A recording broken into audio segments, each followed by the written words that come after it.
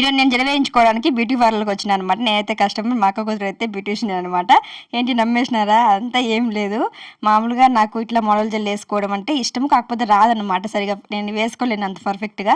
ఇంకా మా ఊరికి వచ్చినప్పుడు మాత్రమే ఇట్లా హాలిడేస్లో ఎప్పుడైనా అయితే పిల్లలు ఉంటారు కదా, మా అక్క కూతురు అంతా ఉంటారు కాబట్టి వాళ్ళు వేస్తారనమాట.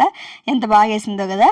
అందుకని చెప్పేసి ఈరోజు నేను అక్కడ కూర్చొని వేపించుకుంటా అంటే అద్దం ఇచ్చింది, బాగా వచ్చిందేమో చూసుకోక అని చెప్పి. అప్పుడు నేను ఒక బ్యూటీ పార్లర్లో ఉన్నట్టుగా ఫీల్ అయిపోయినా అనమాట. ఇలాగా బ్యూటీ పార్లర్కి వెళ్ళి ఇట్లా జెల్ అంతా వేయించుకోలేం, కనీసం ఇంట్లో నా సరదాలు తీర్చుకున్నామని చెప్పేసి అట్లా చూసుకుంటా అట్లా ఇట్లా అని చెప్తా అంటే మా పాప వేస్తూ ఉందన్నమాట.